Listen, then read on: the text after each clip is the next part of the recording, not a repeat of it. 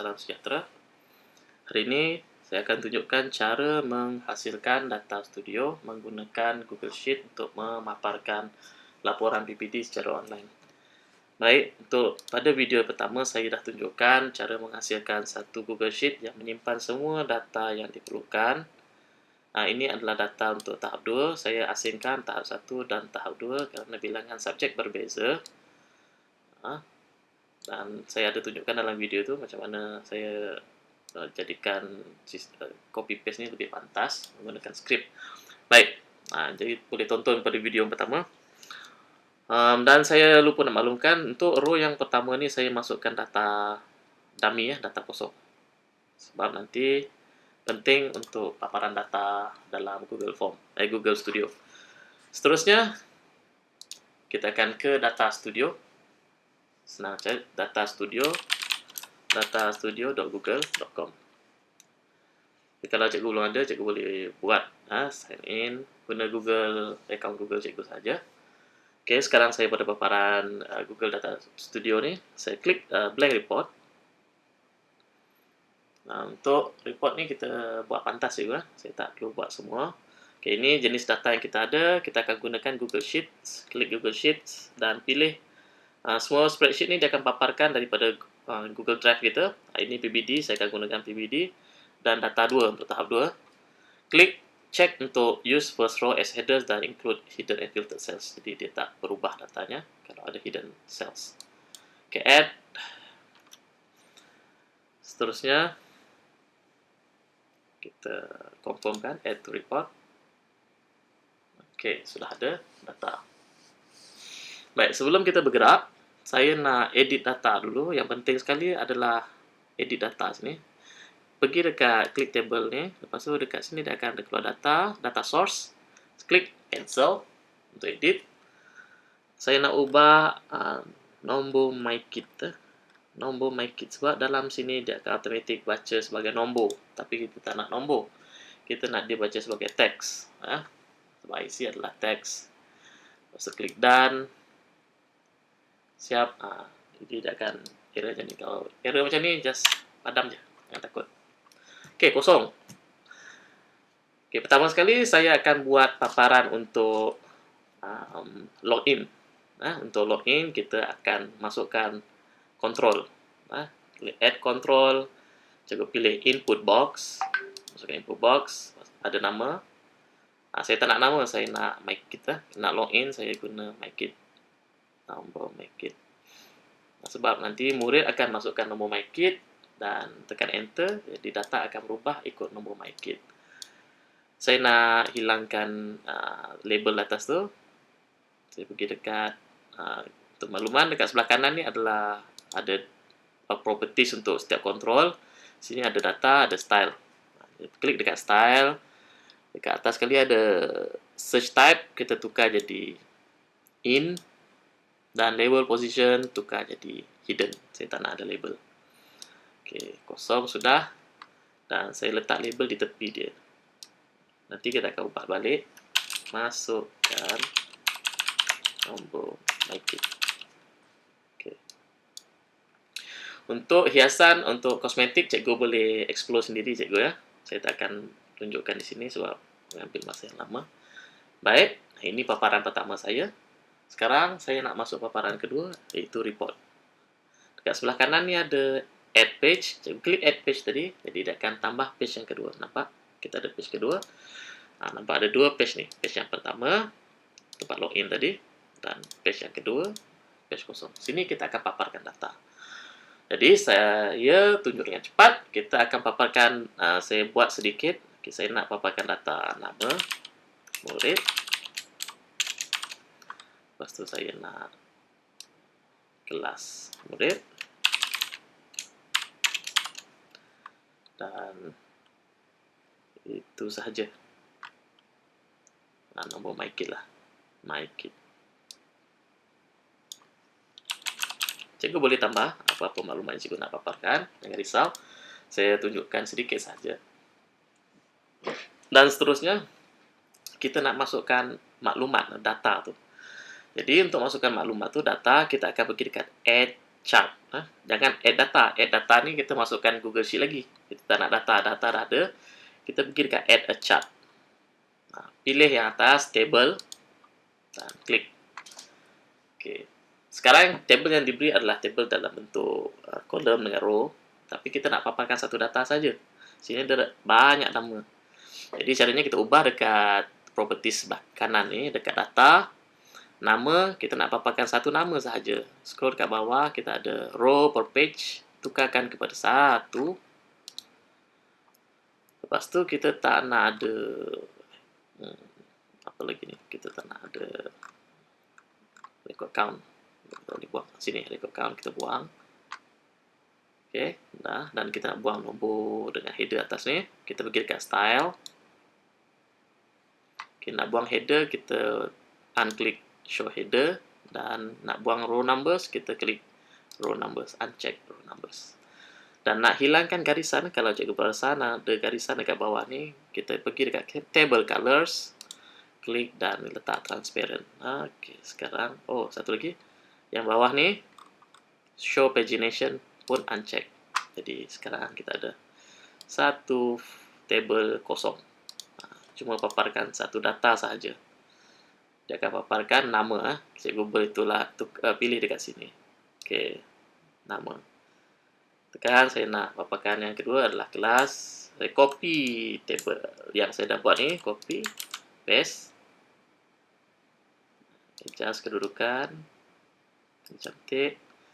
Okey, saya cuba klik dekat data, dimension, saya tukar jadi kelas. Okey, siap kelas. Okey, paparkan kelas, dan bawah sekali adalah make it. Make it saya tak akan buat dulu, nanti saya akan tunjukkan. Okey, seterusnya saya nak paparkan maklumat PBD. Kita ada maklumat subjek. Kita ada maklumat TP, tahap pencapaian. Dan kita ada pernyataan untuk setiap TP.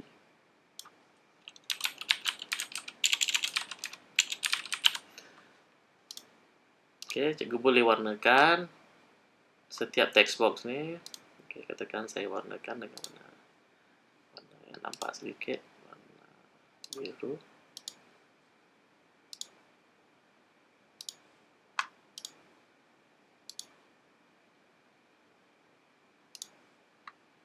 Okey, adjust.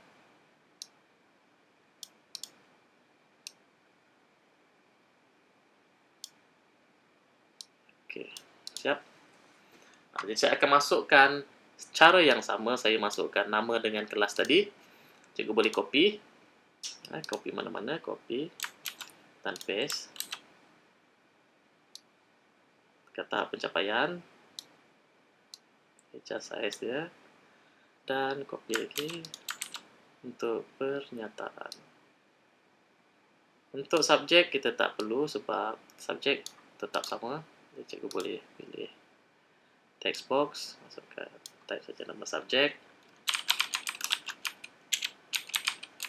Kelemahan penggunaan Data Studio ni, dia tak macam Google Sheet. Google Sheet dia akan mengembang, dia boleh mengembang mengikut saiz data. Kalau pernyataan ni panjang, Google Sheet akan mengembang ke bawah, dia akan memanjang ke bawah dan tolak sel lain ke bawah. Tetapi untuk Data Studio ni, dia paparkan data ikut saiz box ni saja. Kalau lebih pun dia akan tersembunyi dalam tu. Jadi itu kelemahan dia. Caranya nak adjust, nak tackle masalah tu, kita cuma kena adjust size box masa dalam design. Masih dalam design. Baik, sekarang saya nak tukar tahap pencapaian, jadi dekat dimension, tukar jadi BM TP, saya letak label BM TP, tahap pencapaian, dan pernyataan pun saya tukar jadi BM tab BM com, saya labelkan sebagai com. Okey, pencapaian. Dan kalau perasan, tulisan tu bersambung ke tepi, dia tak wrap. Jadi kita ubah dekat style, kita wrapkan, wrap text. Okey, text akan wrap. Okey, cantik.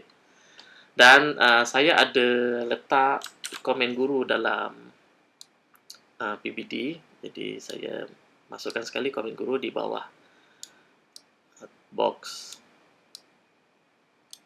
pernyataan. Saya letak komen guru BM komen guru. Oke.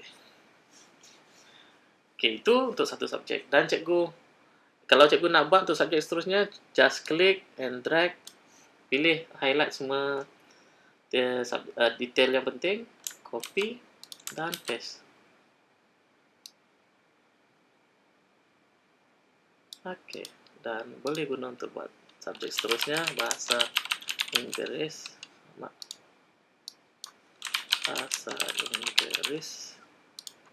dan tukar dimension untuk setiap table ni. Tukarlah jadi BITP, BICOM, dan BI guru. Oke, siap. Tengok, BI ni panjang kan, jadi tak muat. Jadi kita kena adjust semasa design stage ni. Oke, bagi dia paparkan semua. Oke, itu cara untuk paparkan data. Seterusnya, saya nak tunjukkan macam mana kita nak jadikan dia macam nak jadikan dia senang diakses. Masuk IC dekat sini, dia akan paparkan maklumat murid itu sahaja. Oke, caranya kita kembali kepada page login ni tadi. Page masukkan data. Oke, pergi dekat text box ni untuk IC ni, nombor MyKit. Klik kanan. Pergi bawah sekali dekat Make Report Label. Ini penting juga, Make Report Label ni. Jadi kita pergi ke page kedua, kita akan nampak data, kita akan nampak input box untuk IC ni ada dekat sini. Masalah input IC ni, masalah bila kita set dia sebagai form label, dia akan berada di mana-mana form pada kedudukan yang sama, tak boleh berubah. Bukan tak boleh berubah. Kalau ubah kat sini, dia akan ubah dekat yang depan tadi. Saya ubah sikit, jadi pergi page yang pertama, nampak dia beralih lah. Kita alih sini, dia akan beralih dekat page yang kedua. Jadi, kena masukkan dalam design cikgu supaya text box ini tidak beralih. Data input box untuk IC ini tidak beralih. Supaya cantik lah design cikgu. Okey, sekarang saya dah siap untuk kosmetik, hiasan, cikgu pandai-pandai lah cikgu ya. Okey, sekarang saya nak test. Pertama, saya pergi page yang pertama. Saya klik view. Saya dah ada saya copy dulu IC murid saya. IC murid saya copy Azizi. Okey, pergi dekat report. Okey, saya masukkan IC. Saya klik enter, tekan enter. Untuk link nanti saya akan tunjukkan. Okey, pergi page 2. Dia akan load data berkaitan Azizi. Okey, settle. Balik semula kepada edit. Sekarang, pada page yang pertama, saya nak jadikan dia macam login lah. Jadi, saya masukkan satu text box. Link, laporan PPT. Okey. So, sikit. Cantikkan.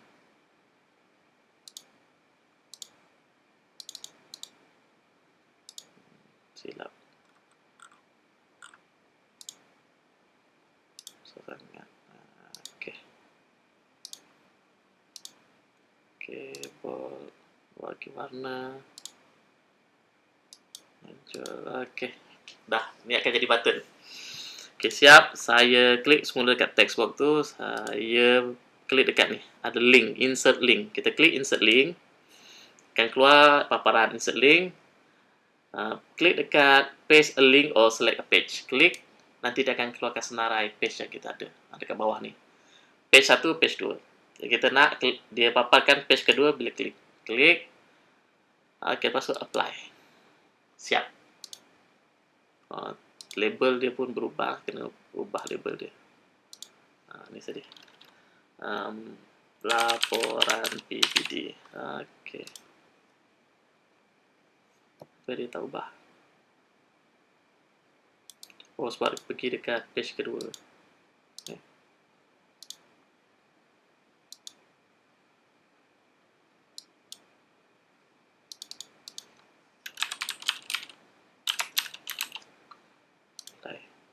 Baru jadi. Oke, kita tes, klik view, masuk IC, klik laporan PBD, terus pergi dekat laporan PBD, siap. Tapi ada masalah di sini, kita ada yang sebelah tepi nih, kita ada page 1, page 2. Orang boleh melompat-lompat. Jadi untuk elakkan orang klik button ni, klik page ni, kita kena ubah pada setting, kembali pada edit, klik dekat mana-mana. Lepas tu kita klik dekat layout. Layout, klik pada form ni, form kosong ni, klik pada layout. Dan ada navigation type. Tukar navigation type kepada hidden. Kita tak nak dia bagi nama, tak nak user nampak page-page yang ada. Okay, kita test. Okay, nampak kosong saja. Okay, masuk nombor IC, klik laporan, paparkan, siap. Dan user boleh pergi dekat share, boleh share, ataupun boleh download report. Bila download, dia akan download sebagai PDF. Okay, itu sahaja daripada saya. Kalau ada masalah, cikgu boleh kontak saya. Itu sahaja. Assalamualaikum dan salam sejahtera. Bye.